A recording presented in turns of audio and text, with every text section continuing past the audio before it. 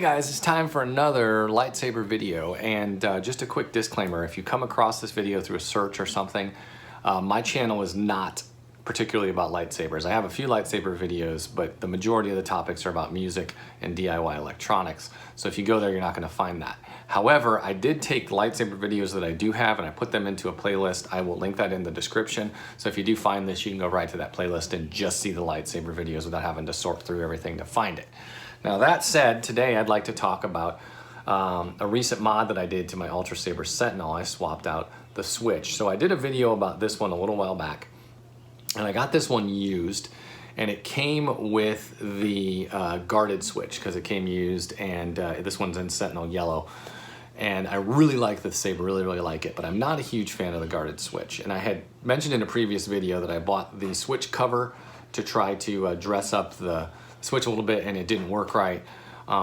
So, you know, I was not real happy with the switch. Well, now it has an AV switch. But if you look closely at that, you can see this is not the AV switch that Ultrasabers installs. This is a 12mm AV switch. It is, Ultrasabers uses this 16mm. So what's kind of cool about it is you can see that little gold anodizing that would be covered normally by the switch. But so it gives it kind of a neat little look, and it also it tends to sit a little closer to the body there, to the hilt. So that's kind of neat. So I actually, these things are a little bit hard to find. I had to order it from overseas, and I got a gold one like this, hoping that the gold would match, but I figured there's probably a snowball's chance in hell of that happening. So I also bought a black one, so needless to say, I ended up using the black one because the gold one does not match at all. This is like a very yellow gold, and this is like a very copper gold. So I ended up using the black one. But that said, I'm talking about the process to replace this in case anybody wants to do that themselves. So first things first, you've got to get the old switch out. And that's a little bit of a chore because you just have to pull it directly out, but your natural instinct is gonna be to take like a screwdriver or something and pry it. And if you do that, you're gonna really screw up your saber here.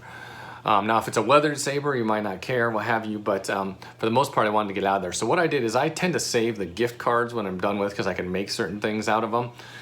So I took like a gift card and just kind of used the edge and just pried it up. You could use a credit card too, but I used a gift card because I didn't care if it broke. And I just kind of worked around the whole thing, and it comes up like, you know, like a 64th of an inch at a time. It doesn't move very far, so it takes a while. But once you get it, you know, like a ½ inch out, you can kind of get your hand around it and pull it the rest of the way. Now be careful because there's wires hooked to it, so when it comes out, it's gonna wanna, and if you pull it too hard, you're gonna rip those wires.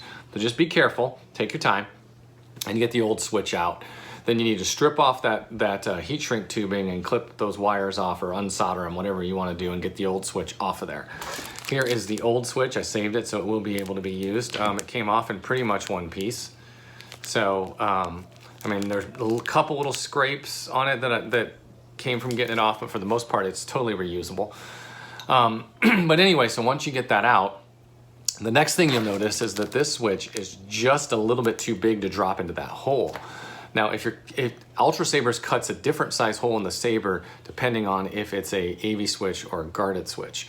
So the guarded switch hole is slightly smaller than this 12mm AV switch.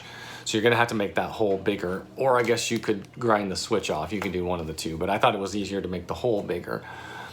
So if I had the right size drill bit, I would have just drilled it out larger, and that would have been the smart thing to do. Now, you know, quick note, if you're doing that, be careful, because if you go too hard, you're gonna go right through the back of the saber and ruin it.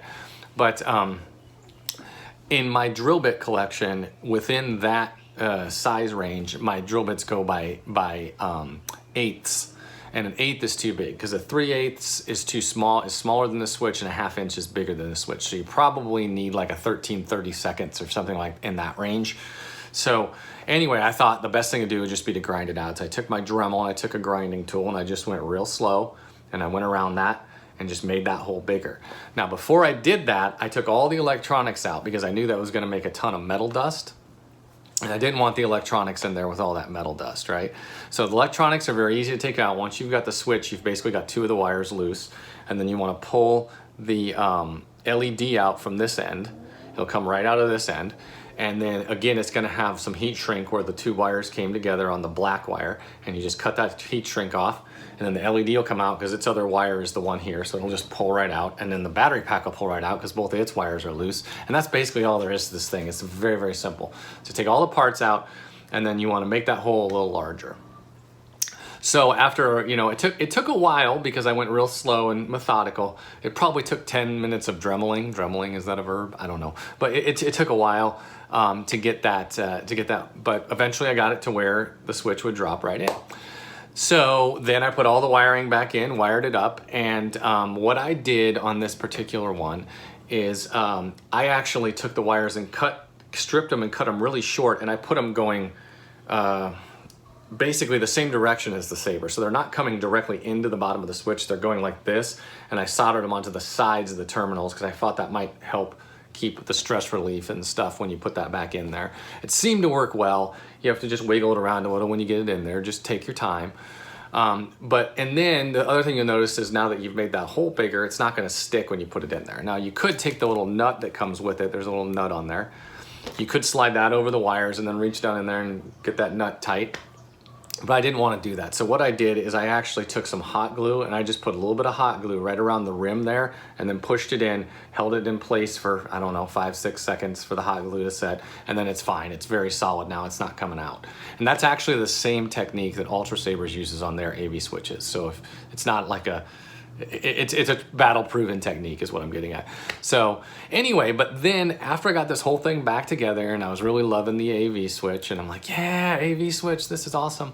But during the process when I was reaming out that hole, I kind of lost control at one point and I made a little scrape on the saber over here. And it's not really a big deal because it has scrapes on it anyway. I don't know if the video is going to pick this out, but there's some scrapes down here. There's a couple up here from just dueling with it and whatnot. So it's not really a big deal, but I kind of felt like sloppy about that. So what I did is I just took some 800 grit sandpaper. I cut it to about the width of this, and I just held it in my hand like this, and I just turned the saber about, you know, I don't know, 10, 15 times.